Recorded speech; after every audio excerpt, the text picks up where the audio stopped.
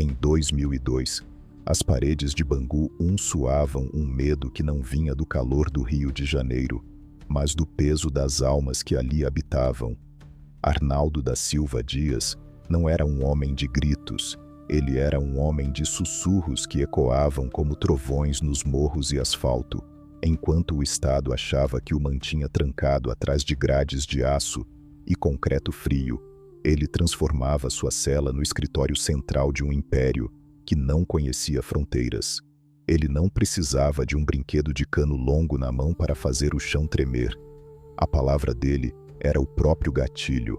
Naldinho era o arquiteto de uma estrutura onde o cheque-mate significava mandar alguém para uma viagem sem volta com passagem só de ida. 20 anos se passaram e o nome dele ainda é um fantasma que assombra os corredores do sistema e faz o coração de muito sujeito de farda bater mais rápido. Aí essa é a crônica de um homem que não apenas viveu o crime, mas desenhou a planta baixa de como uma facção deveria respirar. Se você quer descobrir como esse cara virou o maior chefão do submundo brasileiro, já se inscreve no canal Chefões do Submundo e deixa o nome do próximo patrão que você quer ouvir nos comentários. O ar dentro de Bangu 1 tem um cheiro específico. É uma mistura de desinfetante barato, ferro oxidado e o suor frio de quem sabe que a qualquer momento a luz pode se apagar para sempre. Para Arnaldo, que o mundo conheceu como Naldinho, aquele era o seu trono de espinhos. Ele não era como os novatos que chegavam querendo mostrar disposição, fazendo barulho com a caneca nas grades. Naldinho era da velha guarda, da linhagem que entendia que o verdadeiro poder não grita, ele observa. Ele era um dos pilares do Conselho Permanente, a cúpula que decidia quem subiria ao morro para liderar e quem seria colocado para dormir eterno por ter falhado com a família. Sentado em sua cela, Naldinho observava as sombras que dançavam no corredor. Cada passo dos homens de cinza, os carcereiros, era cronometrado em sua mente. Ele sabia quem era quem no tabuleiro. Naquela época, o Rio de Janeiro estava em brasa. A mercadoria que vinha das fronteiras, aquele brilho que a elite adora consumir, mas finge que não vê, fluía pelas veias da cidade sob o seu comando indireto. Ele coordenava a logística do ouro branco sem precisar tocar em um grama sequer. Era uma questão de visão, de papo reto. Se um carregamento se perdia, ele não mandava uma mensagem de texto, ele enviava um sinal que todos entendiam. E a hierarquia no comando era algo sagrado para ele. Naldinho via a facção como um organismo vivo que precisava ser alimentado e protegido. Ele não via os soldados como apenas bucha de canhão, mas como peças necessárias para manter a engrenagem girando. No entanto, sua paciência com a traição era zero.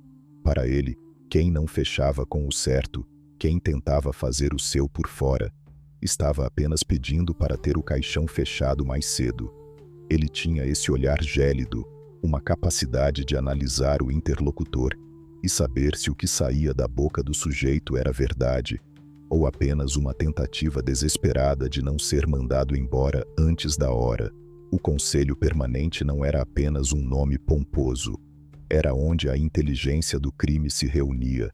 Ao lado de figuras que o jornalismo policial adorava demonizar, Naldinho traçava rotas, estabelecia alianças e principalmente mantinha a disciplina. No submundo, a disciplina é a única coisa que separa a ordem do caos absoluto. E o caos é ruim para os negócios.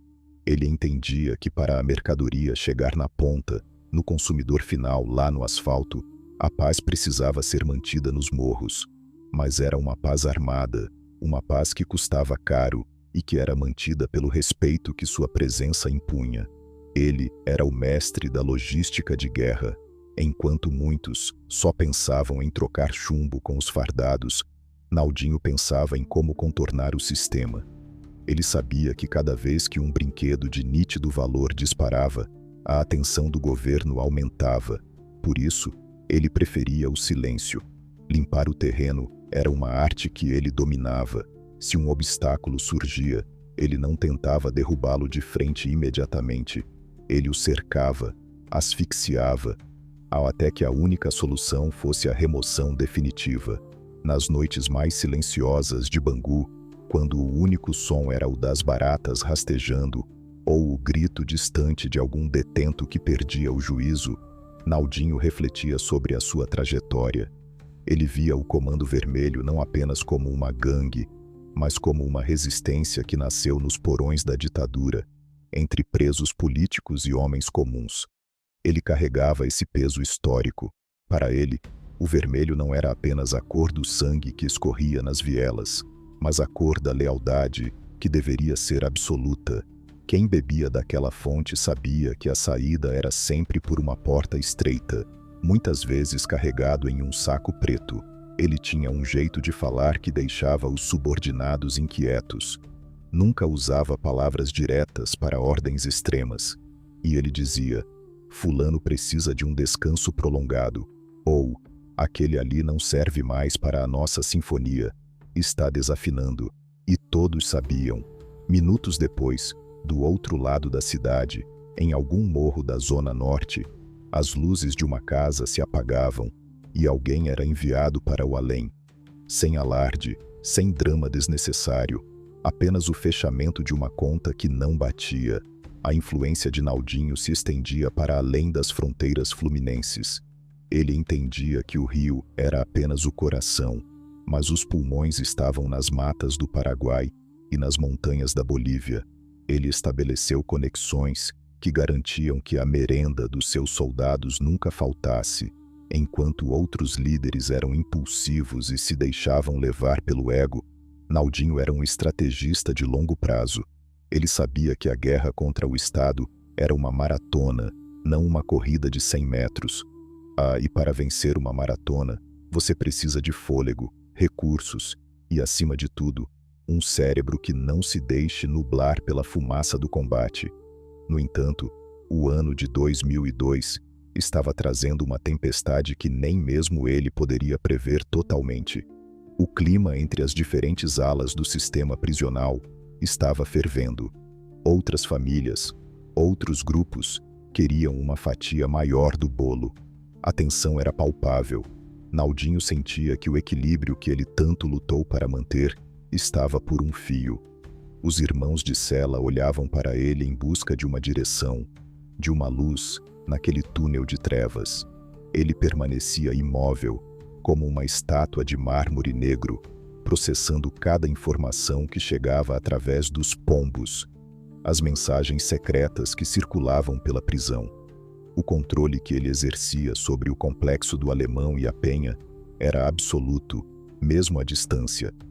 Os gerentes daquelas áreas tremiam só de pensar em decepcionar o patrão. Naldinho tinha um sistema de auditoria próprio. Se o faturamento caía ou se a poeira estava sendo mal distribuída, ele sabia. E as consequências eram sempre definitivas. Ele não acreditava em segundas chances para quem colocava a estrutura em risco. No mundo dele, um erro é um convite para a viagem sem volta. A imagem que o público tinha dele era a de um monstro, mas para os seus, ele era o juiz, o júri e, por vezes, o carrasco invisível. Ele personificava a lei do morro, uma lei que é muito mais rigorosa do que qualquer código penal escrito por homens de terno em Brasília. Naquela cela de Bangu, Naldinho não estava apenas cumprindo pena. Ele estava governando, ele estava ditando o ritmo de uma cidade que fingia ignorá-lo enquanto consumia o que ele provia. E a sombra dele se alongava sobre o mapa do rio. Cada ponto de venda, cada viela, cada vapor que ficava de vigia na entrada da comunidade fazia parte do seu corpo estendido. Ele era a mente por trás da cortina, o mestre de marionetes que sabia exatamente qual corda puxar para fazer a cidade dançar conforme a sua música fúnebre. E a música estava prestes a ficar muito mais alta e violenta. O que ninguém sabia era que Naldinho estava preparando o solo para algo maior. Ele sabia que o sistema tentaria esmagar o comando, e ele estava pronto para retribuir o favor. A quietude dele era a calmaria que precede o furacão. enquanto os guardas faziam a contagem noturna, batendo o bastão nas grades. Clank, clank, clank. Naldinho fechava os olhos e visualizava o rio em chamas, não por ódio, mas por necessidade de sobrevivência. Para ele, e a guerra era um negócio, e ele era o melhor empresário que aquele submundo já tinha visto. A contagem terminou. O silêncio voltou a reinar em Bangu 1, mas era um silêncio carregado, elétrico. Naldinho permaneceu acordado. Ele sabia que o amanhã traria novos desafios, novas contas para fechar e novas almas para enviar para o colo do capeta. No jogo da vida e da morte, ele já tinha aceitado que sua própria luz um dia se apagaria, mas até lá, ele seria o dono do interruptor. Arnaldo não nasceu com a coroa de ferro na cabeça. Ele a forjou no calor das vielas onde o sol demora a chegar, e a esperança costuma ir embora cedo demais. Antes de ser o nome respeitado nos corredores de Bangu, ele era apenas um menino magro, de olhos atentos, que observava o movimento das nuvens e o das viaturas com a mesma precisão cirúrgica. Nas ladeiras da Zona Norte, onde o asfalto termina e o barro começa, o jovem Arnaldo entendeu cedo que a vida era um jogo de xadrez, jogado num tabuleiro de vidro. Um passo em falso, e o chão se quebrava, mandando o sujeito para um sono eterno antes mesmo do jantar. Ele via os velhos patrões, passando com suas correntes de ouro e o respeito que emanava de cada passo. E ali, no meio do cheiro de esgoto aberto e café fresco, ele decidiu que não seria apenas mais uma estatística nos jornais da manhã. E no início, ele era apenas mais um vapor na névoa da comunidade. Sua função era simples: ser os olhos e os ouvidos do morro.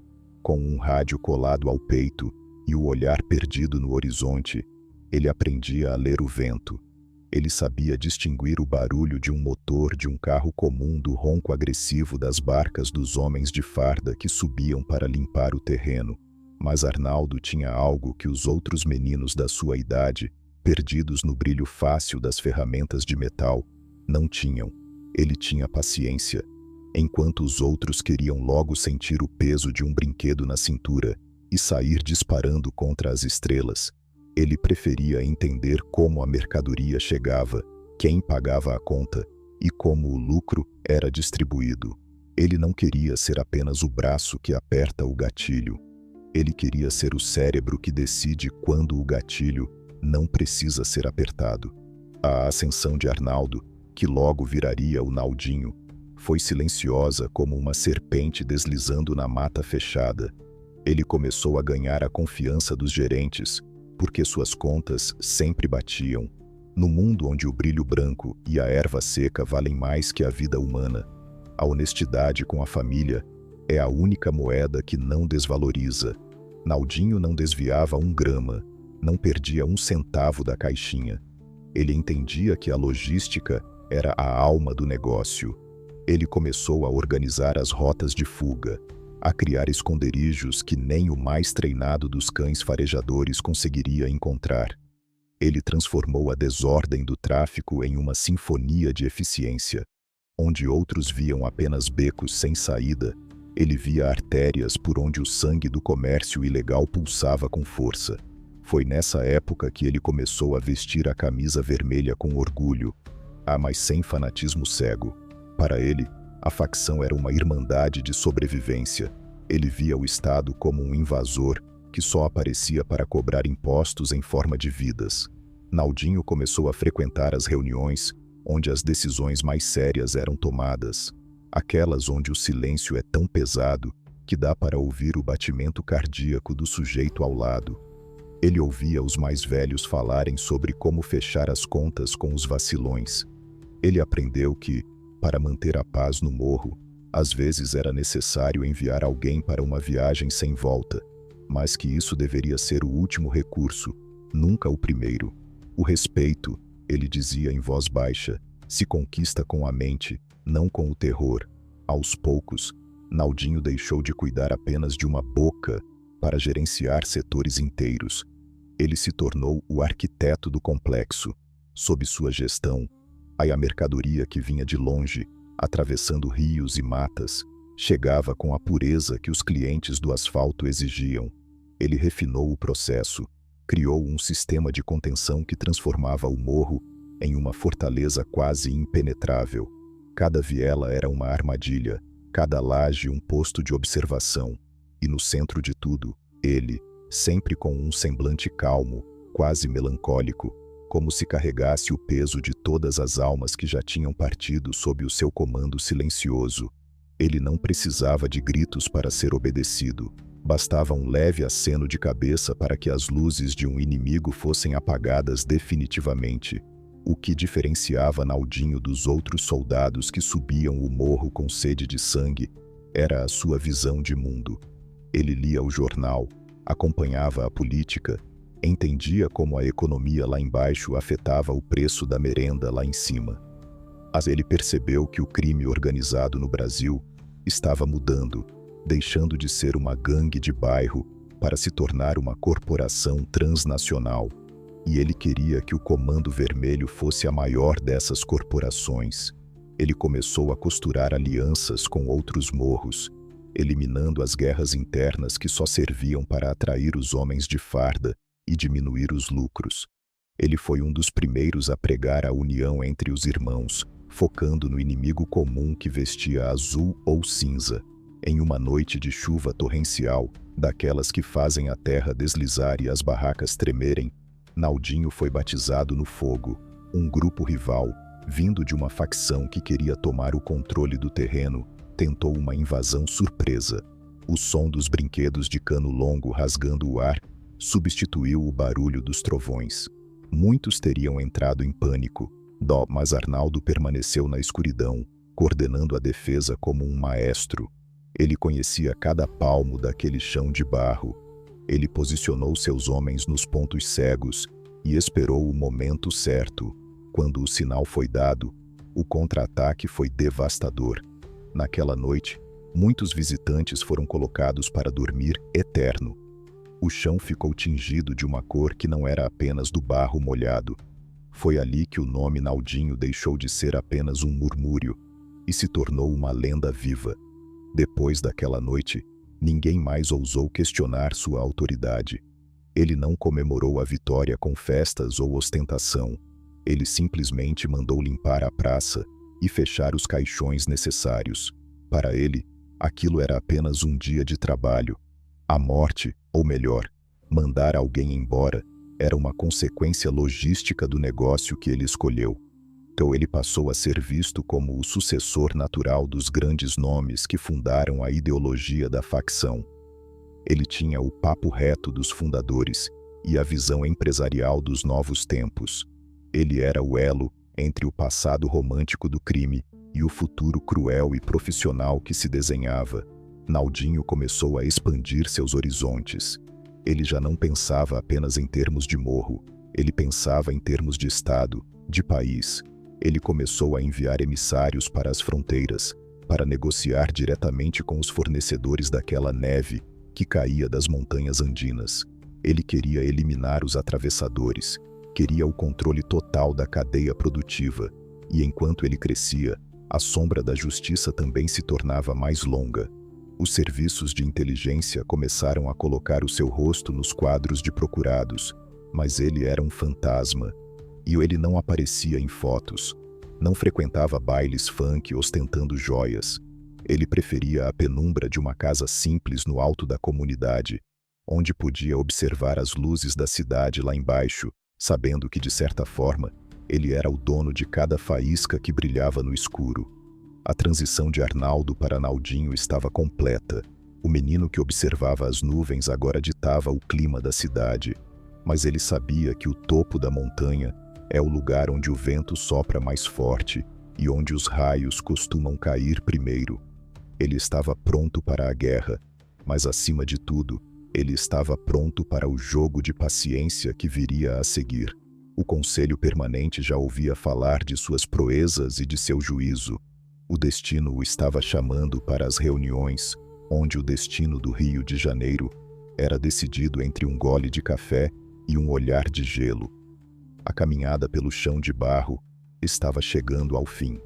Agora, O caminho seria pavimentado por decisões que fariam a história do crime, organizado ser escrita com letras de sangue e silêncio. Naldinho sabia que cada passo dado até ali tinha um preço. Ele tinha deixado amigos pelo caminho, mandado conhecidos para o além e fechado contas que nunca poderiam ser reabertas. A solidão do poder começou a se instalar, mas ele a abraçou como a uma velha amante. No submundo, confiar é um luxo que os mortos costumavam ter.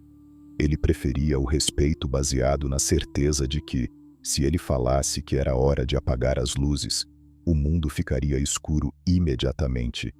Ele olhou para as próprias mãos, limpas na aparência, mas marcadas pelo peso de cada vida que ele decidiu que deveria terminar.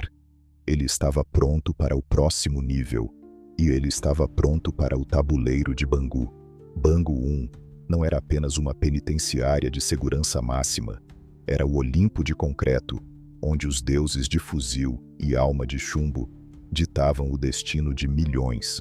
Ali, o silêncio não era a ausência de som, era uma ferramenta de poder.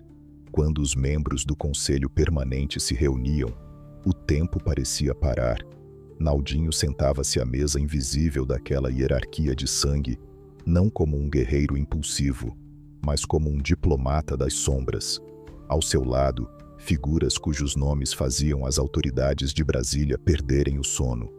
Homens que transformaram o paz, justiça e liberdade em um mantra que ecoava do fundo das celas até o topo das lajes mais altas do complexo do Alemão. Ali, as sentenças eram proferidas sem juiz, sem promotor e sem direito à apelação. Se o conselho decidia que alguém deveria viajar sem volta, aí o universo conspirava para que o caixão fosse encomendado antes mesmo do pôr do sol. Naldinho era o fiel da balança, enquanto alguns patrões tinham o sangue quente e queriam resolver cada desavença com o barulho dos brinquedos de cano longo. Ele pregava a visão. Para ele, cada irmão que era colocado para dormir eterno por uma bobeira interna era uma peça a menos no tabuleiro contra os homens de farda. Ele entendia que a facção era maior que qualquer ego. Naquelas reuniões regadas a café frio e sussurros estratégicos, ele desenhava as rotas que conectavam a neve das montanhas andinas ao nariz da elite carioca. Ele não falava em tráfico, ele falava em logística de abastecimento. Ele não falava em guerra, ele falava em contenção de perímetro. O conselho confiava em sua capacidade de transformar o caos em lucro, e a violência em uma ferramenta cirúrgica, usada apenas quando o diálogo do crime perdia a eficácia. A dinâmica do conselho era tensa, uma dança de facas afiadas, onde qualquer deslize poderia significar o próprio fim. Naldinho mantinha a calma habitual, aquele olhar de quem já viu o fim do túnel e decidiu voltar. Ele dialogava com Fernandinho, o homem que trouxe a visão global para o morro, e com Elias, o senhor das sombras que não admitia falhas na disciplina.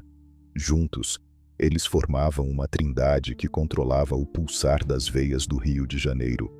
Cada decisão sobre quem deveria subir o morro para gerenciar uma nova área passava pelo crivo de Naldinho.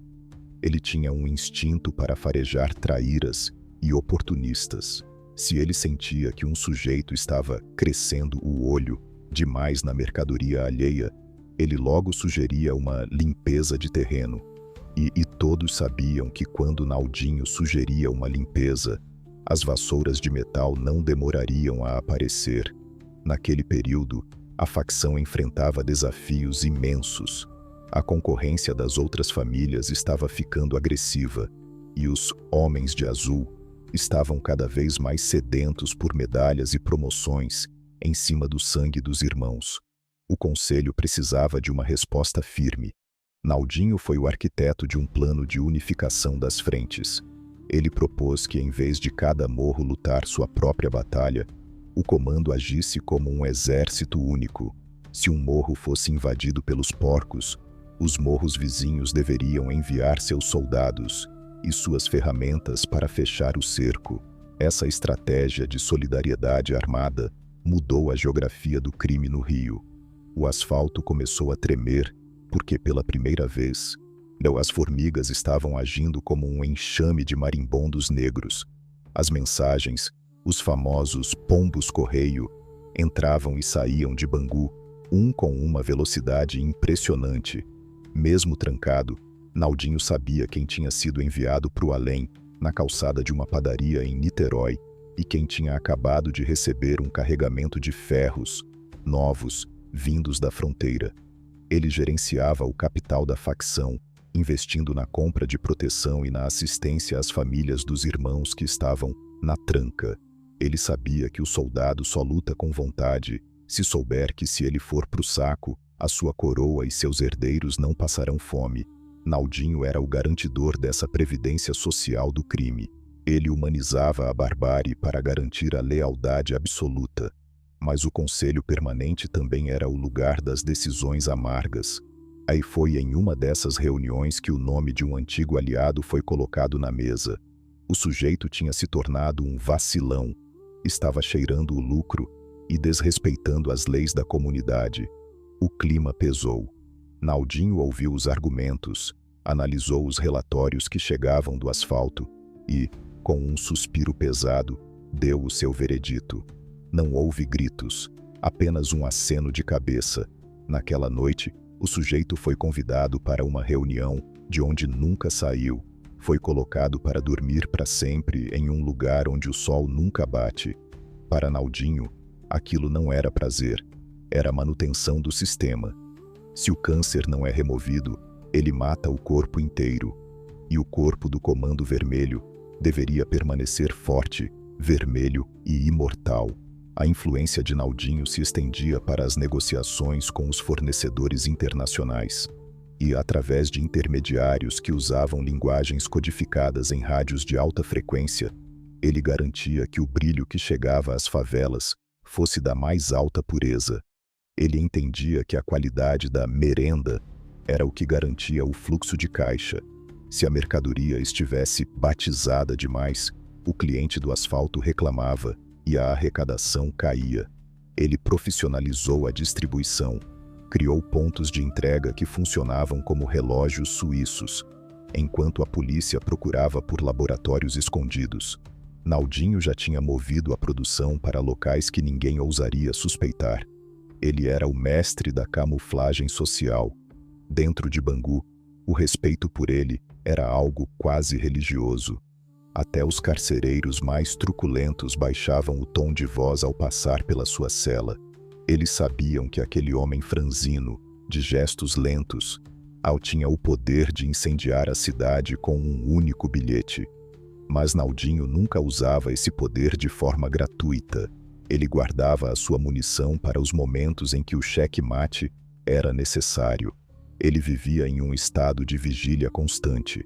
Ele sabia que a paz no sistema prisional era uma ilusão frágil e que, a qualquer momento, as grades poderiam derreter sob o calor de uma nova rebelião. Ele se preparava para o pior, enquanto colhia os frutos do melhor que o crime poderia oferecer: o poder absoluto sobre a vida e a morte.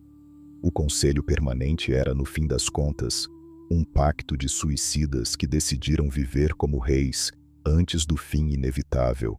Naldinho era o mais lúcido deles.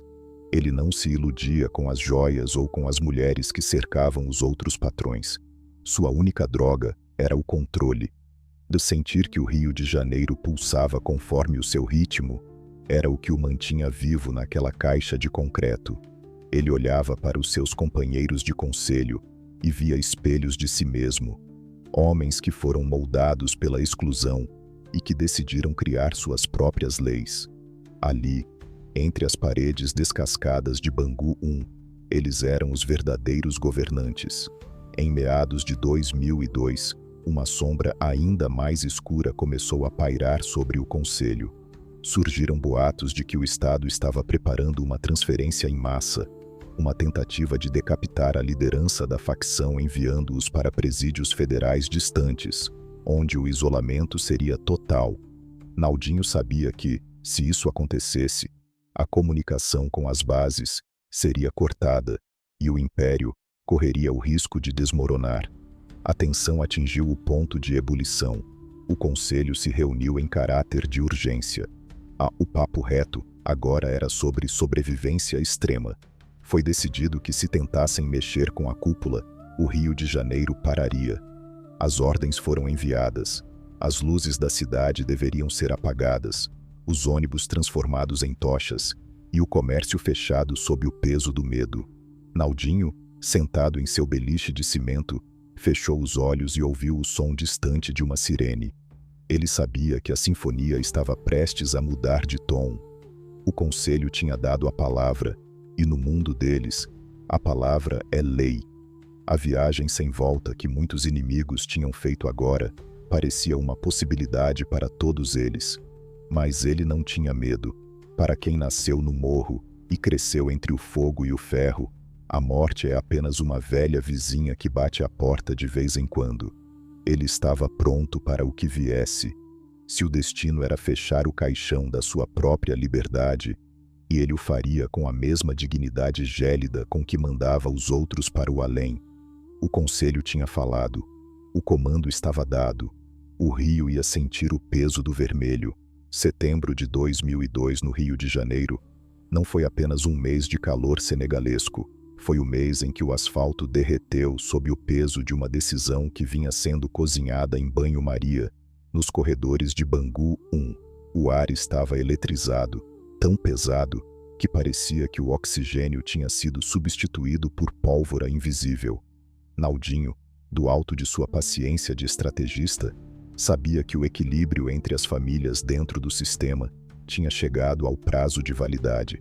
Não dava mais para dividir o mesmo teto com quem não rezava pela mesma cartilha. Os vizinhos de outras alas estavam ficando abusados, achando que o espaço era público, esquecendo que no submundo o terreno tem dono e a escritura é assinada com o sangue de quem vacila. O Conselho Permanente deu o sinal verde. Era hora de fazer uma faxina geral e de limpar a praça para que o vermelho pudesse brilhar sozinho, sem sombras indesejadas, atrapalhando a vista. Na manhã daquela segunda-feira fatídica, o silêncio em Bangu 1 era absoluto, um silêncio que precedia não apenas uma chuva, mas um dilúvio de metal e fogo. Naldinho não estava na linha de frente segurando as ferramentas de persuasão. Ele era o maestro que observava o movimento dos músicos da morte.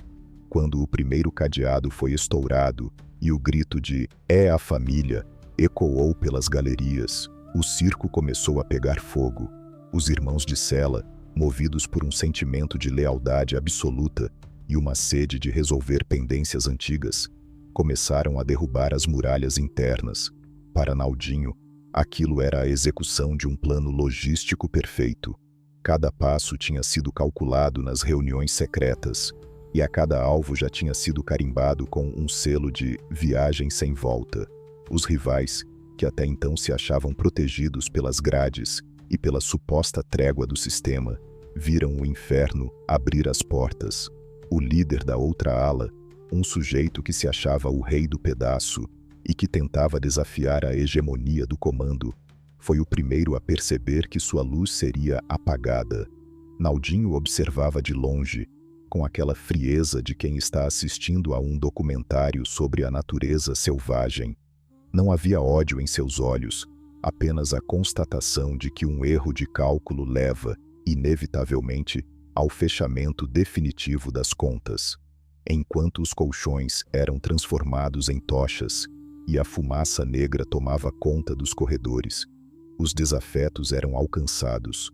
Um a um, eles foram colocados para dormir para sempre, sem chance de pedir clemência, pois no tribunal do crime, o veredito de morte não admite revisão. A violência daquele dia foi algo que as câmeras de TV lá fora tentavam captar, mas o que acontecia nos bastidores era muito mais profundo. Era uma mudança de paradigma. Naldinho entendia que aquela faxina era necessária para que a facção pudesse respirar novamente, sem o chiado dos traidores. Cada vizinho barulhento que era mandado para o colo do capeta representava um obstáculo a menos na rota da mercadoria que vinha das fronteiras. O cheiro de carne queimada e o som dos gritos de agonia eram apenas o ruído de fundo de uma reestruturação empresarial agressiva. Ele sabia que o Estado, os homens de cinza que vigiavam as muralhas externas, não ousariam entrar enquanto a sinfonia fúnebre não terminasse. Eles sabiam quem estava no comando da batuta. Durante horas, Bangu 1 foi um território soberano. Era uma república vermelha onde a lei era ditada por Naldinho e seus pares de conselho. Eles decidiram quem teria o direito de continuar respirando o ar fétido da prisão e quem seria empacotado e enviado para o saco. A limpeza de terreno foi cirúrgica. Não era uma revolta aleatória de presos desesperados. Era um golpe de Estado dentro do sistema prisional. O objetivo era decapitar a concorrência e mostrar para todo o Rio de Janeiro que o Comando Vermelho não aceitava sócios e nem perdoava audácias. Naldinho, com seu jeito de quem não quer nada, ia validando as baixas. "Aquele ali já viajou?", perguntava em voz baixa. Diante do aceno afirmativo, ele apenas passava para o próximo item da lista de pendências. Quando o sol começou a baixar e a fumaça começou a se dissipar, o cenário era de um filme de guerra. E paredes manchadas com a cor da lealdade, corpos que não mais se moviam, e um silêncio novo, carregado de um respeito nascido do puro terror. Naldinho sabia que as consequências externas seriam pesadas. O governo, humilhado diante das câmeras, teria que dar uma resposta à altura. Mas ele também sabia que, internamente, o poder estava consolidado. Ninguém mais ousaria olhar nos olhos de um camisa vermelha sem baixar a guarda. A unificação que ele tanto pregava tinha sido batizada com o fogo da purificação. O preço da paz interna foi alto, mas no balanço contábil do crime, o lucro da soberania absoluta valia cada alma enviada para o além. O pós-tempestade trouxe a reação dos homens de farda preta, transferências em massa, isolamentos rigorosos, a tentativa de quebrar a espinha dorsal da cúpula. Irinaldinho foi um dos que sentiu o peso da mão do Estado, mas ele recebia cada restrição com um sorriso interno de satisfação. O trabalho estava feito, as contas estavam fechadas. Ele tinha provado que, mesmo trancado em uma caixa de fósforos de concreto, ele podia incendiar a cidade. A imagem dos corpos sendo retirados em sacos plásticos era a mensagem final que ele queria enviar para o asfalto. Nós ditamos as regras. O mundo do crime organizado nunca mais seria o mesmo depois daquele setembro sangrento. Naldinho, em sua nova cela de isolamento, meditava sobre o poder do exemplo. Ele via que a morte, quando usada com inteligência, era a linguagem mais eficiente que existia. Ele não precisava de discursos inflamados na televisão para ser ouvido. Os corpos dos seus inimigos falavam por ele. Ele se tornou uma sombra ainda mais temida. Era uma lenda que habitava o imaginário dos novatos que entravam no sistema. Todos queriam saber como o mestre da logística tinha coordenado a queda dos gigantes, sem disparar um único brinquedo de cano longo com as próprias mãos. O segredo, ele guardava para si, entre um trago de fumaça e um gole de água morna. O poder não está na ferramenta, mas no dedo que decide o momento certo de usá-la. A faxina de 2002 também serviu para separar o joio do trigo dentro da própria família. Aqueles que hesitaram diante do sangue dos inimigos foram marcados como fracos, e aqueles que se excederam sem ordem superior foram marcados como perigosos. Naldinho usava essas informações para redesenhar o organograma do comando. Ele precisava de homens que fossem como lâminas, afiados, mas totalmente sob o controle do cabo. E ele começou a promover gerentes que mostrassem essa frieza necessária para gerir os negócios no asfalto. A estrutura estava mais enxuta, mais letal e muito mais lucrativa.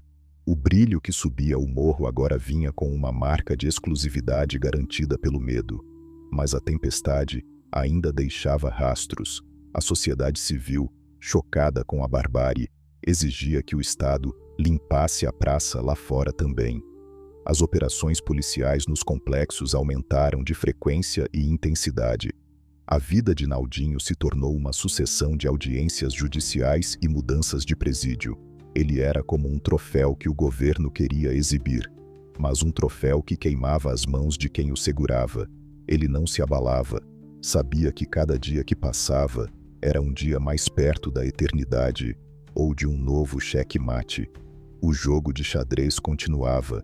Aí, embora as peças estivessem sendo removidas do tabuleiro, Naldinho ainda era o jogador que via 3 rodadas à frente de qualquer promotor de justiça. Enquanto as notícias falavam em crise na segurança pública, Naldinho via apenas oportunidades de mercado. Ele entendia que a pressão policial criava escassez, e a escassez aumentava o preço da merenda. Ele era um mestre em transformar a adversidade em dividendos. O caos de 2002 foi o seu vestibular para o nível mais alto da divindade criminal. Ele deixou de ser um patrão de morro para ser um ícone da resistência do submundo. Ele era a prova viva de que o ferro e o cimento não podiam prender uma ideia, especialmente se essa ideia estivesse armada com o poder de fechar o caixão de qualquer um que se colocasse em seu caminho. A noite caía sobre o rio, e das grades de sua cela, Naldinho podia apenas imaginar as luzes da cidade. Ele sabia que lá embaixo, em algum beco escuro do Alemão, um jovem vapor estava usando a camisa vermelha com uma reverência renovada. A faxina tinha sido um sucesso, a casa estava limpa, os vizinhos indesejados tinham sido mandados embora, e o dono da festa continuava sendo ele. O vermelho nunca foi tão intenso, tão vivo e tão perigoso. O silêncio voltou a reinar em Bangu, mas era o silêncio de um cemitério que acabara de receber novos moradores. E Naldinho, o arquiteto daquela necrópole, dormia o sono dos justos do submundo, sabendo que a sua obra estava apenas começando. Para o Estado, o submundo era um problema de controle urbano. Para Naldinho, era uma questão de logística pura. Enquanto os engravatados dos jornais estampavam o pânico com fotos de viaturas subindo as ladeiras, ele, na quietude de suas 4 paredes, não via favelas de lona e barracos. Via um vasto e complexo mapa de rotas comerciais. Naldinho nunca se contentou em ser apenas o dono da boca da esquina. Ele operava com a frieza gélida de um presidente de multinacional. A diferença é que sua mercadoria não pagava imposto, e a concorrência não era vencida nos tribunais, mas sim enviada para dormir para sempre. Ele entendia que a verdadeira força do Império Vermelho não estava no tamanho do barulho que seus rapazes faziam na pista, mas na qualidade do silêncio que acompanhava suas cargas até o topo do morro. A Rota da Seda de Naldinho não tinha camelos ou pimenta. Era pavimentada com asfalto esburacado, rios turvos da selva e fronteiras invisíveis. Ele sabia que o Rio de Janeiro era um estômago gigante, eternamente faminto pela neve que caía das cordilheiras andinas e pelos brinquedos de cano longo que vinham escondidos nas caçambas do Paraguai. Naldinho profissionalizou o trajeto como ninguém antes dele ousou fazer. Antes da sua gestão, a chegada do brilho dependia de atravessadores amadores que muitas vezes perdiam o carregamento para os homens de farda nas estradas, ou muito pior, tentavam passar a perna na família. Naldinho varreu o amadorismo do mapa. Quem tentasse desviar um único grama da mercadoria ou uma mísera peça de metal, era imediatamente convidado a limpar o terreno com a própria língua antes de ser mandado para o saco. Para garantir que as artérias do comando continuassem bombeando riqueza ininterruptamente, ele amarrou parcerias de alto nível, conversava através de frequências embaralhadas e mensageiros invisíveis com os grandes patrões das terras vizinhas. A Pura, aquele ouro branco que deixava os filhos da Zona Sul, com os olhos esbugalhados nas madrugadas chiques de sexta-feira, descia as montanhas de países vizinhos, cruzava infinitas plantações de soja e rios lamacentos, até estacionar nos galpões frios do complexo do Alemão. Naldinho costurou uma malha fina, quase indetectável. Os carregamentos valiosos viajavam disfarçados entre montanhas de feijão, dentro de blocos de motor fechados, ou no fundo, falso de caminhões frigoríficos. Ele era o maestro intocável dessa sinfonia clandestina, garantindo que o suprimento principal nunca secasse na fonte. O fornecimento de maquinário pesado também era uma prioridade que tirava o sono da concorrência. Para defender o território cravado no barro e manter os porcos de farda muito longe do cercadinho, os irmãos da contenção precisavam de poder de estrago real. Naldinho não admitia lixo enferrujado ou peça que falhasse na hora da cobrança. Queria no seu arsenal os mesmos equipamentos usados pelos exércitos de primeiro mundo. A lista de compras que o patrão aprovava incluía ferramentas de costura que cuspiam fogo rápido o suficiente para furar os blindados dos homens de cinza. Cada vez que um lote de guarda-chuvas pretos novos desembarcava na penha, ele sabia que as fronteiras da firma estavam blindadas por mais uma longa temporada. Ele não comprava as peças para estimular o ataque burro e barulhento, mas como uma apólice de seguro pesada. O Estado pensaria 5 vezes antes de subir o morro para tentar cancelar o CPF de seus gerentes de frente. Dentro da intrincada teia de fornecimento, os matutos, aqueles grandes cabeças do atacado na fronteira, tratavam Naldinho com um respeito que beirava a religião. Ele era famoso na praça por nunca deixar uma conta pendurada. Se a carga chegava no prazo exato e com a brancura exigida, os malotes de dinheiro vivo voltavam na mesma velocidade, sem um centavo a menos. Mas a sua reputação de parceiro justo caminhava abraçada com a sua fama de cobrador sem alma.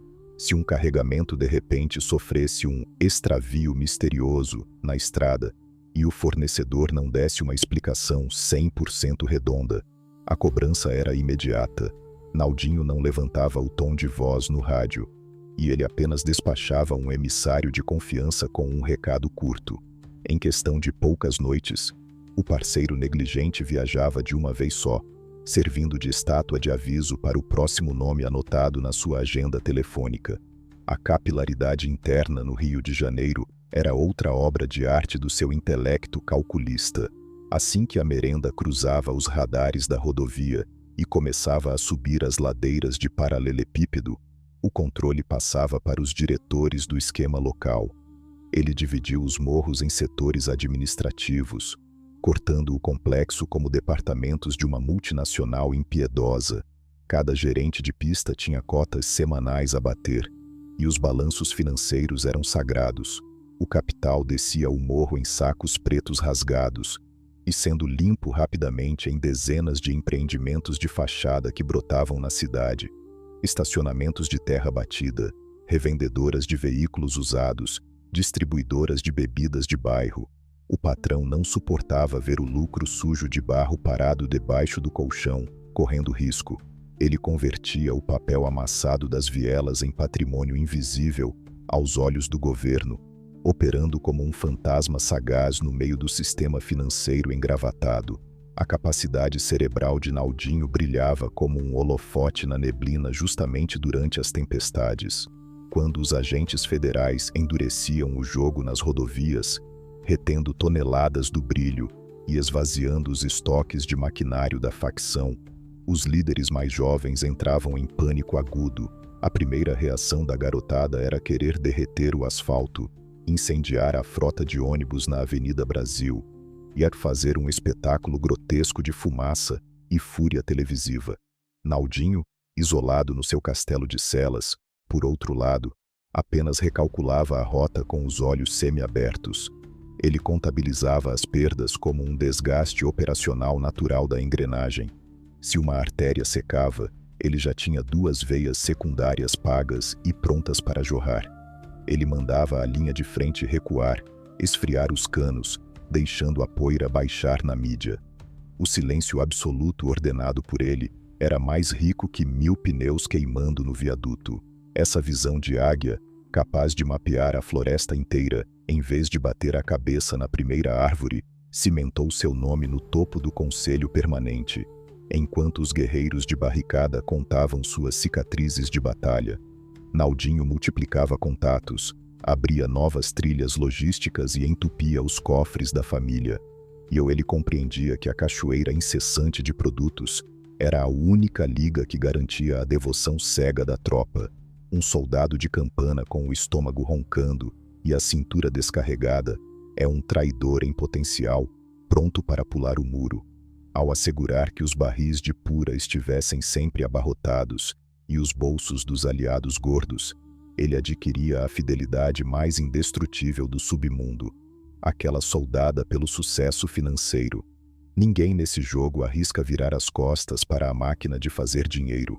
Contudo, arquitetar essa logística do fim da linha carregava uma fatura obscura que Naldinho trancafiava no porão de sua própria mente. Ele tinha plena consciência de que cada grama de pó importado que ele assinava embaixo era pago com o suco vermelho derramado nas disputas de território, e ou com a destruição em silêncio que acontecia nos pulmões de quem consumia. Mas no seu livro de regras morais, ele era meramente um distribuidor frio suprindo um desejo que a humanidade nunca conseguiria apagar. O asfalto gritava por fuga, e ele entregava o alívio. Se a elite urbana desejava entorpecer as próprias angústias nas festas de luxo, ele estava posicionado nas sombras para ser o provedor desse esquecimento caro. A culpa era um acessório pesado demais, e o medo, uma doença que ele havia vacinado da sua alma há muitas décadas. A maquinaria que ele planejou era tão robusta e brilhante que rodava de olhos vendados, mesmo nos longos períodos em que ele ficava trancado na solitária, sem poder enviar um único recado mastigado. A sua equipe decorou o manual do patrão. As rodas continuavam girando suavemente e lubrificadas pela certeza absoluta das consequências de um erro. Toda vez que um container abarrotado passava liso pela barreira aduaneira, abraçado pela cegueira comprada de algum funcionário corrupto, era a assinatura invisível de Naldinho agindo no sistema. Ele corroía o Estado não com explosivos baratos, mas com o peso dos pacotes de papel moeda que anestesiavam a fiscalização. Ele provava todo santo dia que no jogo sujo, a moral tem um código de barras. A diferença fundamental era que o patrão sempre carregava o malote para pagar a conta à vista. A rota da seda tropical nunca conheceu o significado de feriado, de sol a sol rachando as telhas de zinco, ou sob as chuvas que afogavam a cidade no inverno. As engrenagens continuavam mastigando o país. Os caminhões pesados cruzavam a madrugada silenciosa, aí transportando no escuro a essência pura do império que o conselho havia erguido do chão. Naldinho transformou o simples ato de comprar e revender na selva de pedra em uma ciência letal e milimetricamente calculada, onde as anotações do seu caderno de cobranças causavam mais estrago do que qualquer chuva de chumbo cruzando os becos apertados da penha, onde as mentes curtas enxergavam apenas o caos e o fim da linha. Ele avistava o asfalto fresco de uma nova trilha, e assim, manipulando os fios das marionetes das rodovias, ele alimentou uma máquina que não sabia parar, engrossando o pescoço da facção e garantindo que o vermelho do comando jamais desbotasse, independente da tempestade enviada pelo governo. O céu sobre o complexo do Alemão não avisava quando a tempestade mudava de cor. Os pássaros de ferro do Estado rasgavam o amanhecer do Rio de Janeiro, cuspindo rajadas de vento e pânico sonoro sobre as lajes inacabadas. Lá embaixo, as viaturas pesadas começavam a raspar a barriga de metal rústico no asfalto irregular que dava acesso à comunidade. O governo central, cansado de ser humilhado pela logística invisível do Conselho Permanente, decidiu subir a montanha com os dentes à mostra. Eles queriam estraçalhar a fortaleza impenetrável que Naldinho ajudou a construir pedra por pedra. O asfalto liberou das correntes os seus mais letais abutres de farda preta, homens de gelo que não subiam as ladeiras para conversar civilizadamente, mas com a missão exclusiva de limpar a praça de vez, mandando qualquer sujeito que cruzasse seu caminho hostil para um descanso prolongado e compulsório no abraço do escuro eterno, mesmo trancafiado nas entranhas do sistema penitenciário e longe da poeira vermelha. Naldinho operava a mente febril de seus generais por telepatia de rádio pirata. Ele próprio desenhara a complexa arquitetura defensiva do complexo anos atrás. Para os homens de farda, o alemão era apenas um amontoado caótico de becos sem saída. Para a visão do patrão, era a ratoeira perfeita. Orientou a construção estratégica de barricadas pesadas, fundidas com grossos trilhos de trem e concreto, não para impedir o avanço das máquinas do Estado, mas para afunilá-las impiedosamente em corredores bem estreitos. A ordem enviada das sombras era cristalina e seca: deixar os abutres adentrarem o terreno até atingirem o exato ponto cego, onde não conseguissem engatar marcha ré quando a espessa tempestade de metal desabasse brutalmente das janelas. No exato segundo em que a primeira bota preta pisou na linha imaginária que dividia a burocracia do asfalto da lei feroz do morro, o inferno acordou das profundezas geológicas. As pesadas ferramentas de cano longo, importadas com preciosa precisão suíça pelas rotas fronteiriças, entoaram seu uníssono cântico macabro. Não presenciávamos ali um tiroteio cego e sem rumo. Era uma deslumbrante orquestra letal regida por rigorosos profissionais da contenção. De cada fresta esquecida no tijolo cru, os soldados leais da família cuspiam fogo grosso e ininterrupto contra a vanguarda das tropas invasoras. Os homens do governo tentavam forçar caminho a todo custo, mas o oxigênio estava absurdamente denso, envenenado pela pólvora queimada. O morro se recusava orgulhosamente a dar um único passo para trás. Naldinho doutrinou a tropa ensinando que preservar a integridade do território era preservar o espírito do próprio negócio bilionário. Perder o controle administrativo daquelas vitais artérias de escoamento significava secar imediatamente a bica do brilho branco que financiava a imensa estrutura. A comunicação interna fervia solta nas diversas frequências propositalmente embaralhadas pela inteligência da firma. Os atentos fogueteiros, funcionando na prática como os olhos de águia intocáveis do comando, desenhavam no céu noturno a localização exata de cada pelotão inimigo que avançava furtivamente.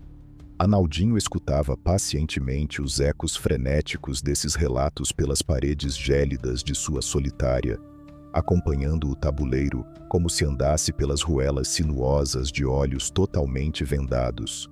Se os caveiras de farda preta tentassem uma manobra de flanco agressiva pelo temido beco do desespero, ele já havia deixado a instrução defensiva engatilhada, recuar a linha de frente ilusoriamente e trancar a saída pelo alto, empacotando os assustados invasores num asfixiante corredor sem teto. Inúmeros donos de farda subiram as vielas acreditando veementemente que iriam apagar as luzes dos administradores da firma com extrema facilidade, mas esbarraram na verdade cortante de que o breu definitivo era acabar sendo embalado precocemente num saco de necrotério com zíper duplo.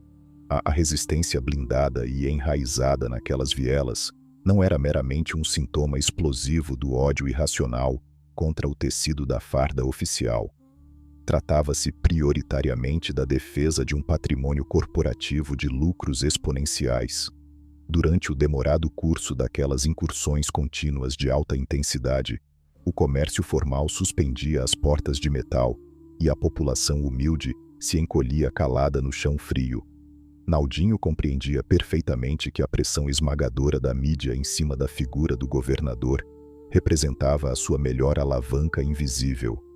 Quanto mais os valentes soldados da linha de contenção mantivessem os blindados imobilizados debaixo de um infernal fogo cruzado, mais rapidamente os políticos engravatados emitiriam a covarde ordem de evacuação tática.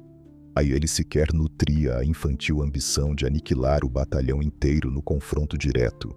A sua única meta intelectual era garantir que a fatura contábil daquela faxina estadual ficasse politicamente indigesta demais para os cofres do cofre público assumirem sem sofrerem rachaduras extremas, nos horários mais sufocantes da fria madrugada, no raro instante em que as baterias dos rádios comunicadores fraquejavam e os longos canos de metal encontravam míseros segundos para esfriar o aço. O silêncio lúgubre engolia a comunidade inteira, arrepiando a espinha até dos mais velhos, para que a gloriosa majestade do Comando Vermelho continuasse adornando o topo sagrado do morro sem arranhões visíveis. A obrigatória cota de sangue humano precisava ser estritamente quitada no balcão de cobranças do destino.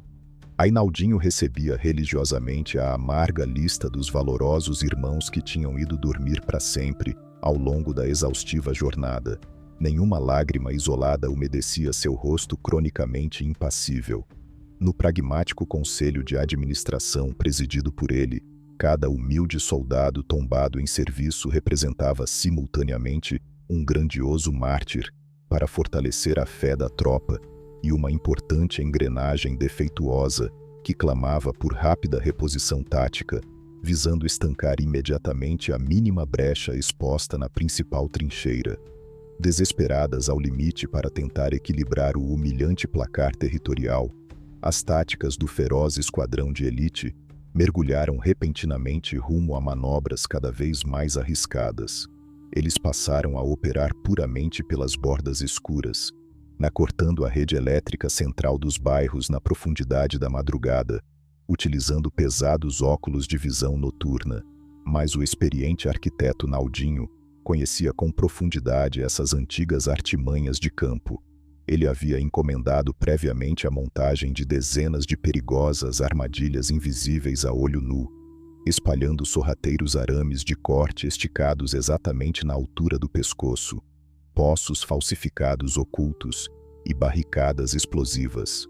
Quando os então arrogantes abutres mergulhavam na densa escuridão crendo piamente que levavam tremenda vantagem situacional, escorregavam violentamente no próprio mar de excesso de confiança. O breu total nunca exerceria papel de bicho-papão para os legítimos donos das estreitas escadarias. Em meio às sobras daquelas casas apertadas, a elogiada vantagem tecnológica policial derretia vertiginosamente, sumindo de vista com a exata rapidez de um inofensivo cubo de gelo abandonado em cima da laje de concreto escaldante no verão do subúrbio carioca. Passados sucessivos dias de um desgaste generalizado e esgotamento físico de ambos os lados da moeda, os barulhentos pássaros de ferro do governo finalmente puxavam o cansado bico em direção de volta ao plano asfalto.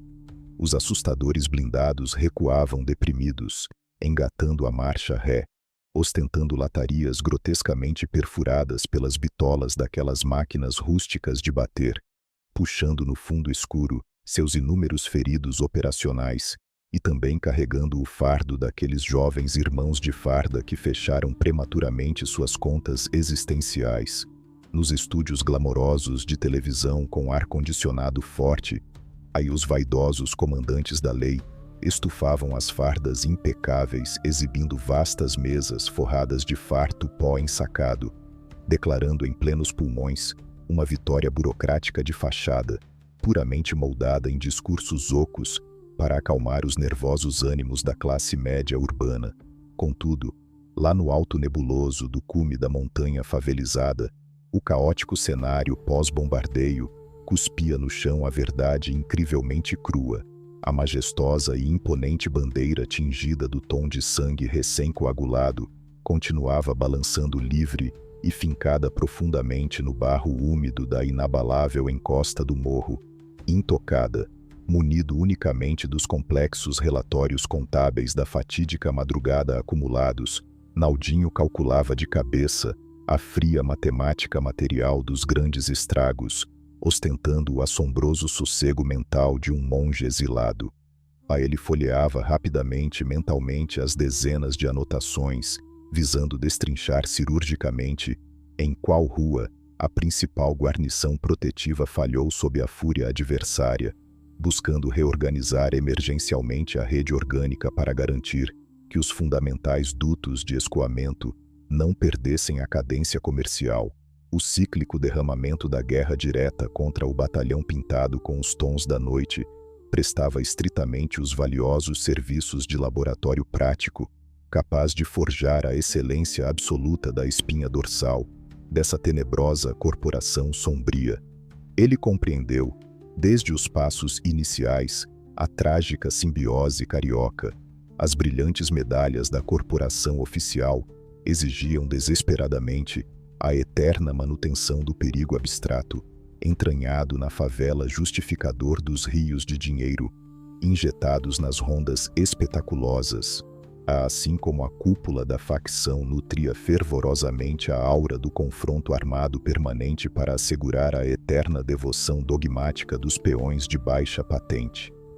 Enquanto os arranha-céus cimentados da metrópole costeira respiravam enganosamente aliviados em total concordância, jurando aos céus que uma suposta calmaria imorredoura acabara de despontar gloriosamente nas agitadas avenidas do sul da cidade, a reclusa e sagaz figura fechada num cubo frio no distante deserto prisional já rascunhava ansiosamente as posições do impiedoso e sangrento turno posterior de manobras logísticas clandestinas. O silencioso mestre da orquestra criminal assimila com destreza inata a incontestável tese de que curtos ventos de inércia nada mais refletem do que farsas passageiras efêmeras, e constituindo pífios ensaios dramáticos para anteceder a estridente retomada do troar mecânico ao amanhecer incerto dos subúrbios. Ele não possuía a tola ilusão de que as tropas blindadas descansariam indefinidamente nas suas luxuosas bases litorâneas isoladas do cheiro ácido do medo, pois tinha plena ciência de que a roda moedora clamaria, invariavelmente, por um repetido mergulho kamikaze naquele impiedoso e impenetrável ninho espinhoso para alimentar manchetes lucrativas. Contudo, na firme geografia que alicerçava o topo rubro do morro imortal, as ordens para a lúgubre dança perigosa, esticada perfeitamente na lataria das construções ilegais, não aceitariam recuos, sobrando apenas os pesados ecos dos tiros ensurdecendo a favela ferida, ou o raro sossego cortante entre o ranger e o bater das pesadas engrenagens prisionais. Aí o senhor irretocável daquele baile sanguinário jamais largaria a impiedosa e letal batuta de comando.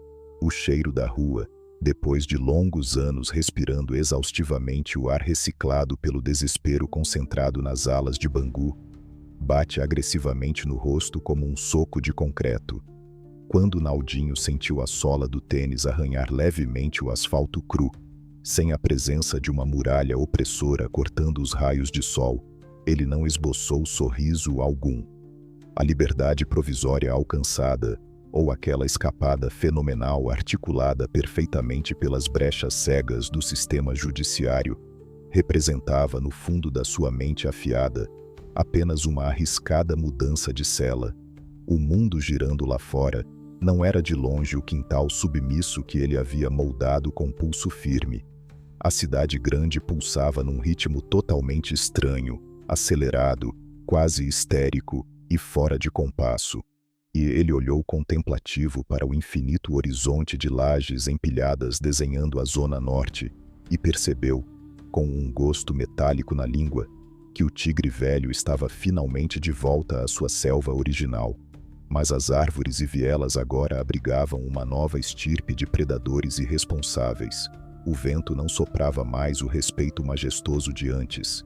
Carregava forte o cheiro azedo da ambição desmedida de garotos e da traição vendida muito barato. Subir o morro pisando no barro consagrado novamente foi exatamente como caminhar por uma terra estrangeira e desconhecida. Os moleques imaturos que antes o enxergavam como uma grandiosa entidade intocável da cúpula, agora desfilavam arrogantemente com pesados brinquedos de cano longo pendurados no pescoço magro, como se fossem fúteis enfeites de vitrine natalina. A discrição absoluta, e que outrora foi a ferramenta sobrevivencial mais poderosa que Naldinho forjou com dedicação, tinha sido arremessada no lixo pela recém-chegada geração deslumbrada.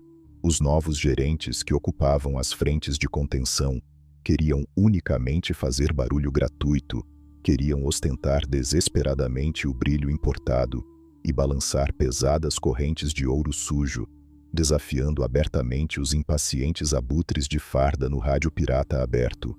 Para a mente de arquiteto experiente do Conselho Permanente, aquele teatro amador não constituía demonstração genuína de poder territorial. Era, inegavelmente, um convite escancarado com letras vermelhas para a falência total e sangrenta da rede estrutural. Ele puxou a velha cadeira de plástico rasgada no barzinho úmido do beco principal e pediu silenciosamente um café puro sem açúcar e observou o circo queimar. A gloriosa firma estava assustadoramente inchada, escandalosa e, pior de tudo, estupidamente vulnerável às garras de fora. O império que ele desenhou sangrava nas mãos dos próprios afilhados. A calorosa recepção ilusória que ele teve das velhas lideranças ainda soltas foi cinicamente mascarada com abraços gélidos prolongados e sorrisos falsos, rachando no canto da boca. Todos cochichavam escondidos nas sombras das caixas d'água, pesando meticulosamente se o retorno triunfal do velho mestre das rotas seria um tremendo obstáculo para os lucrativos negócios paralelos que eles mesmos tinham enraizado pelas costas do sistema tradicional.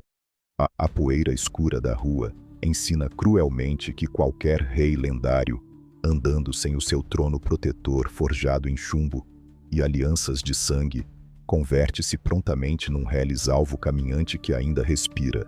Munido do seu faro afiado, o patrão começou veladamente a auditar as conturbadas linhas de escoamento da merenda branca pura e espremeu os balanços financeiros escondidos nos cofres das caixinhas coletivas de emergência. O estrago revelado sob a cortina expôs um desvio imenso, um colapso brutal de pura conduta e lealdade ancestral. Irmãos leais supostamente passando brutalmente a perna em colegas próximos de trincheira, frágeis alianças econômicas firmadas por baixo dos panos, com detestadas bandeiras vizinhas rivais, e a sagrada diretriz suprema sendo vulgarmente tratada como sugestão corriqueira, descartável ao vento. Aí o forte veneno letal da cobiça totalmente desenfreada estava apodrecendo as raízes outrora inabaláveis da sua facção, dissolvendo a doutrina fundamental em pura poeira levada pela ventania. Logicamente, não demorou muitas luas para que o silenciador das engrenagens precisasse revelar que a sua antiga lâmina sem brilho continuava cortando com profunda letalidade. Um dos atrevidos cabeças do setor de distribuição avançado considerou tolamente que o veterano pensador estava ultrapassado pelo cronômetro da história, crendo cegamente que o homem de Bangu perdera a autoridade necessária para ordenar o fechamento definitivo de uma conta de sangue nas ruelas cariocas. Esse mesmo sujeito metido a malandro começou a raspar calado parte generosa do disputado lote de neve caríssima que descia das longínquas fronteiras sul-americanas, lhe cruzando a carga fina com puro lixo químico amador, visando quadruplicar a sua margem de lucro clandestina individual. O mestre, com a calma de um monge do submundo, não gritou nos comunicadores nem exigiu tribunal ostensivo. Concedeu simplesmente um microscópico aceno sutil, usando a sobrancelha direita, em direção a 3 antigos soldados da velha guarda, sujeitos que mantinham a cartilha gravada fundo no peito. Na calada daquela mesma madrugada afogada por chuva grossa, o gerente audacioso foi intimado para um abrupto passeio de porta-malas fechado num veículo roubado qualquer. O trajeto turístico forçado rumou para uma viagem sem retorno possível, culminando com o larápio sendo colocado para dormir eterno no fundo enlameado de um matagal escuro, muito longe das catracas do alemão. Aí a dolorosa lição exemplar foi meticulosamente despachada nas frestas da madrugada cega, sem balbúrdia, festa ou qualquer desperdício grosseiro de cápsulas vazias, tinindo assustadoramente no chão molhado. Tal pontual faxina silenciosa, por outro lado, infelizmente não devolveu aos ares da comunidade o alívio atmosférico que ele comumente saboreou nas épocas de glória dourada da firma, distintamente da furiosa tempestade prisional ocorrida no marcante ano de 2002, onde o adversário estampava rosto definido e ostentava uniformes de outra estirpe. Agora a peçonha adversária habitava o beliche adjacente e devorava a comida no mesmo prato rachado, e o decepar rapidamente a cabeça de um ambicioso Traíra servia unicamente como adubo venenoso, gerador de 2 novos garotos levianos esperando uma singela oportunidade esquecida na laje frontal. O visionário Naldinho sentiu nos ossos que existia firmemente uma densa sentença condenatória invisível, flutuando sem parar sobre seu próprio nome, magistralmente redigida pelo implacável e cruel avanço do tempo criminal.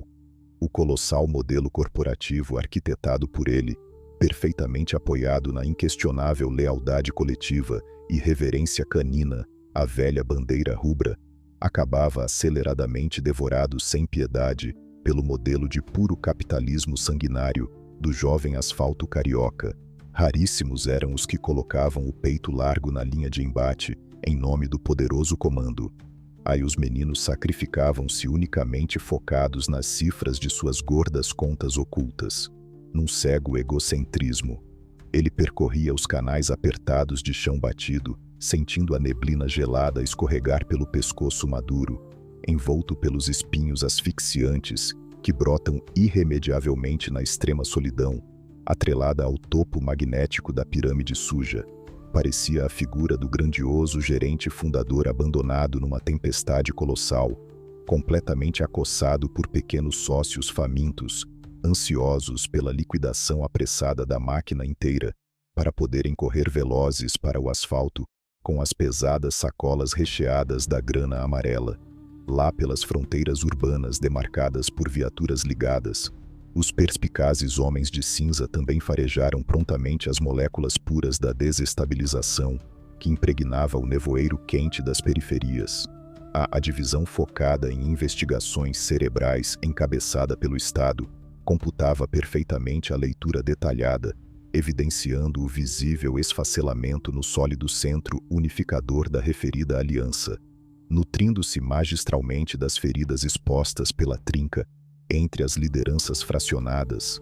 As intensas e brutais incursões policiais transformaram-se repentinamente em cirurgias de extrema precisão anatômica. Os aparatos de segurança pública abandonaram de vez a burra tentativa de escalar a ladeira disparando ferozmente aos gritos. Passaram a investir sacos de papel recheados para adquirir consciências delatoras nascidas exatamente nas dobras internas do complexo funcionamento, objetivando fisgar sem desperdício, e num único golpe silencioso, as recheadas reservas do brilho refinado e esconderijos forrados de dispendiosos maquinários furiosos. Naldinho assistiu, consumido por frustração impotente, suas valiosas remessas de seguro tático se desfazerem num piscar de relâmpagos em ações do governo, impulsionadas exclusivamente pelo odor asqueroso, oriundo da amizade corrompida. Compreendeu com náuseas agudas. Havia línguas soltas entoando o canto exato das pedras nos tímpanos da turma vestida de lona escura. Desiludido, ele asfixiou compassadamente um cigarro popular ordinário, apertando-o brutalmente contra a umidade da parede repleta de imperfeições, num cômodo camuflado. Conceder o mínimo de confiança cega à silhueta parada do lado encerrava o risco imensurável de pagar altíssimo num perigoso cassino, cuja roleta russa só aceitava uma modalidade de acerto, vivenciando tal melancólico hiato respiratório de sabor rançoso pelas calçadas quebradas.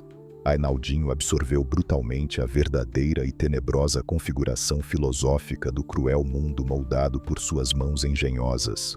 As maciças e temíveis trancas de aço grosso, ostentadas pelas portarias de Bangu, traduziam-se numa escravidão concreta perfeitamente visual e suportável de engolir, contrapondo-se atrozmente às muralhas fantasmas da pista cimentada, edificadas unicamente em traições mesquinhas e tapinhas ocos, proferidos com mãos suadas e mentirosas.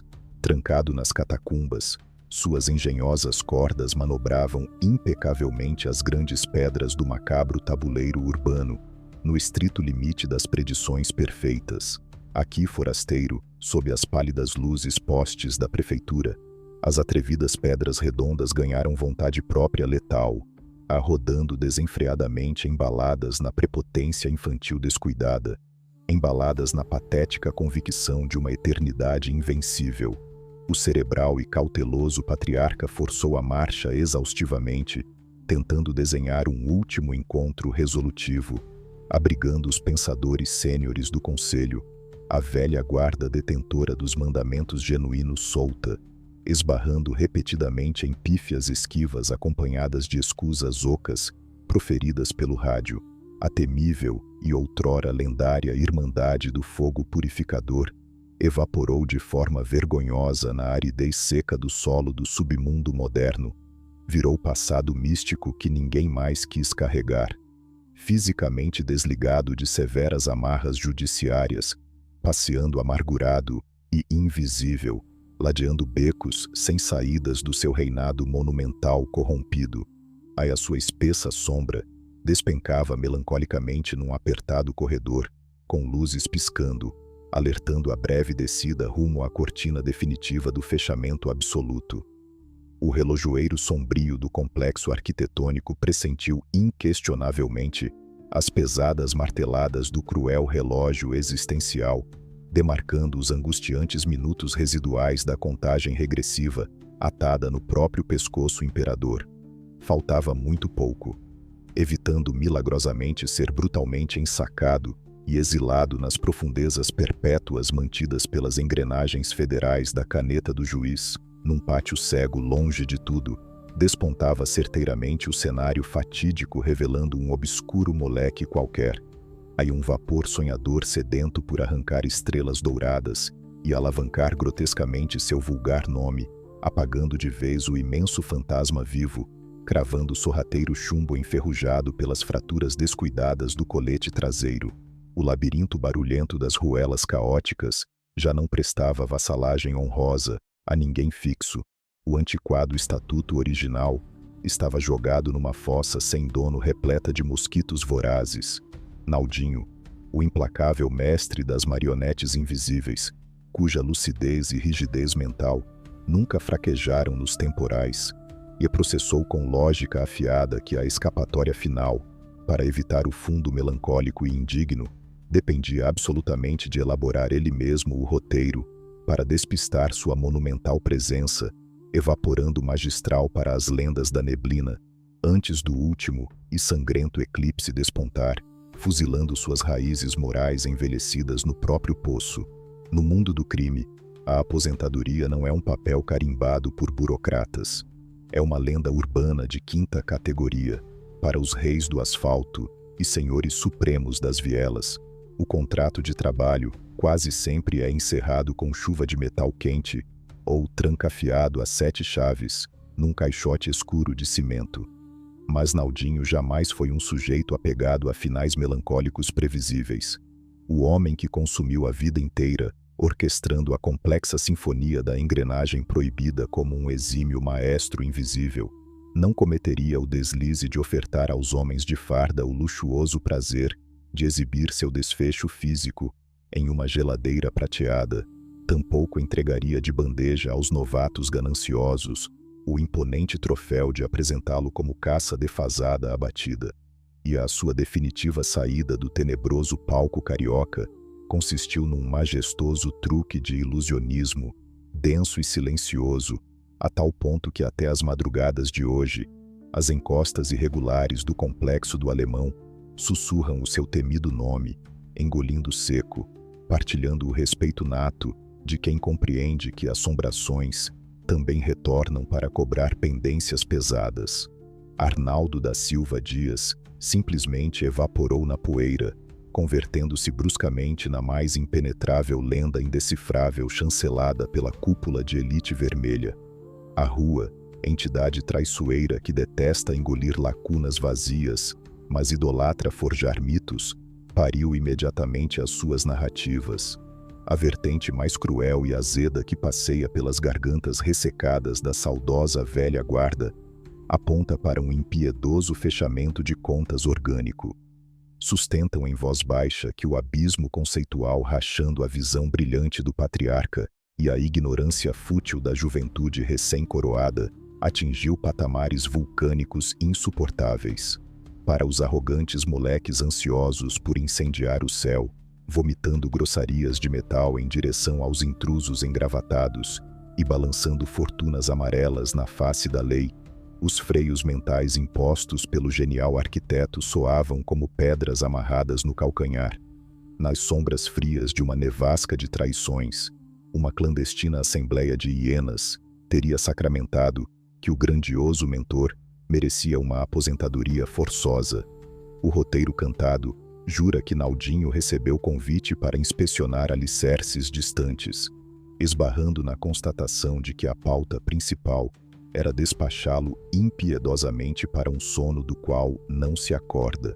Há testemunhas fantasmas asseguram que ele dispensou súplicas ou tremores, distribuiu unicamente o peso do seu olhar glacial sobre os Judas, rodeando seu espaço, antecedendo sua viagem imposta de ida única, imersos no pavor reverencial de possíveis peregrinações de devotos, ordenaram que o seu receptáculo fosse abraçado pelos fornos de borracha quente no cume desolado da montanha.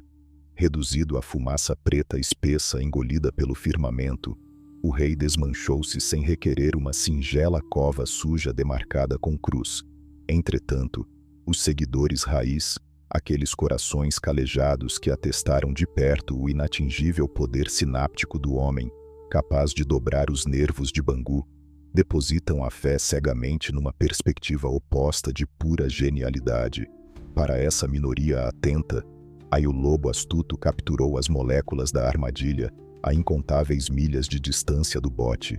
Naldinho, o senhor inigualável das rotas invisíveis, teria acionado a sua colossal obra-prima logística em favor do próprio pescoço, vestindo roupas comuns, com malas pesadamente forradas por papel gringo de altíssimo valor verde e conexões obscuras blindadas cruzando as fronteiras do continente vizinho. Ele apenas comprou à vista o breu total indispensável para secar o seu rastro. Esse fabuloso lado da moeda relata que ele passeou indetectável pelo complexo mapa geopolítico do país, abandonando as crianças afoitas para se engalfinharem loucamente pelo timão de um barco condenado a afundar no próprio sangue. E conforme a metrópole carioca entrava em efervescência contínua, impulsionada pelos embates fraternos estúpidos e pelo esmagamento rítmico das barcas cinzas, o antigo dono do pedaço estaria sossegado nas entranhas de uma fortificada fazenda de soja cravada no território paraguaio. Estaria ele deitado confortavelmente sob a sombra fresca, degustando charutos premium, enquanto monitorava os relatórios decadentes do seu antigo império, ruir de camarote, extirpado por inteiro daquela coroa pesada que quebra cervicais, consolidaria assim sua suprema vitória, retirar-se imaculado do letal tabuleiro, onde as peças sempre acabam inevitavelmente encaixotadas para viagens geológicas irrevogáveis, sendo vítima rasgada pelo capricho da traição interna, ou espectador magnata foragido nas planícies fronteiriças. Aí o vazio deixado pela evaporação de Naldinho abriu uma cratera sísmica nos fundamentos do comando. A outrora impecável firma, que sob seu cajado operava com a cadência suave de uma corporação global, corrompeu-se virando um ringue de jaula apinhado de gladiadores cegos. O temido Conselho Permanente, que representava a távola redonda da aristocracia do chumbo, passou a sofrer infiltrações frequentes de novatos irascíveis, cuja principal habilidade diplomática se resumia em despachar aliados diretos para uma soneca perpétua por desentendimentos fúteis. A paciente semeadura de lucros robustos em longo prazo sucumbiu perante a histeria convulsiva de encher cofres de véspera. A cobiçada pura que irrigava as veias do asfalto desvalorizou-se em qualidade batizada. Aí, enquanto o valioso maquinário de salvaguarda territorial degradou-se a meros adereços cintilantes, levantados nos tumultuados eventos sonoros das lajes, funcionando feito ímãs suicidas, chamando a severa fúria oficial, a magistral destreza em enraizar e multiplicar o brilho com discrição desabou, abraçando o confronto diário, bélico e grotescamente espetaculoso. O amargo faturamento dessa conta insensata traduziu-se em algemas frias e encerramentos existenciais instantâneos, colecionando hordas descartáveis de jovens gerentes. A herança maciça que Naldinho afundou nos pilares da metrópole violenta jamais se limitou aos lotes superlativos de neve cara, despejados no mercado, tampouco aos paredões de vergalhão cimentado espalhados pela serra. Aí o seu sublime legado imortal pautou-se na introdução da sofisticação mental de um jogo de xadrez no centro do matadouro.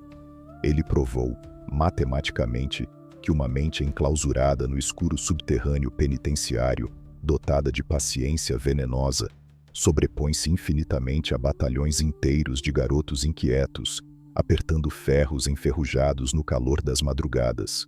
Projetou a insígnia vermelha ao topo luxuoso de multinacional do crime, forjando um monstro de múltiplas cabeças que dominava os dutos de abastecimento sul-americanos.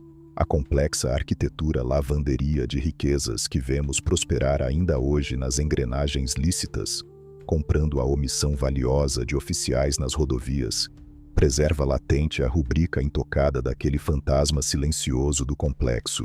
Sempre que o esgoto institucional carioca transborda para fora do bueiro, esmagando o oxigênio geral em guerras de fronteiras incontroláveis, onde as fardas recuam perplexas, os velhos lamentos voltam a escorregar pelas telhas. Com o coroa no manche, o barco não balançava assim. Lamentam os vigias encostados no reboco cravado de buracos de metal. Ele acendeu a santidade na religião pagã dos proscritos, ícone de um tempo brutal, mas coerente, onde o aperto de mão valia faturas milionárias e derramar o vermelho caseiro era pecado mortal. Sem um corpo perfurado na mesa de autópsia, a cidade permanecerá encolhida, apavorada pela incerteza imortal. A sombra de Naldinho sorri no escuro. Se você quer descobrir como esse cara virou o maior chefão do submundo brasileiro, já se inscreve no canal Chefões do Submundo e deixa o nome do próximo patrão que você quer ouvir nos comentários.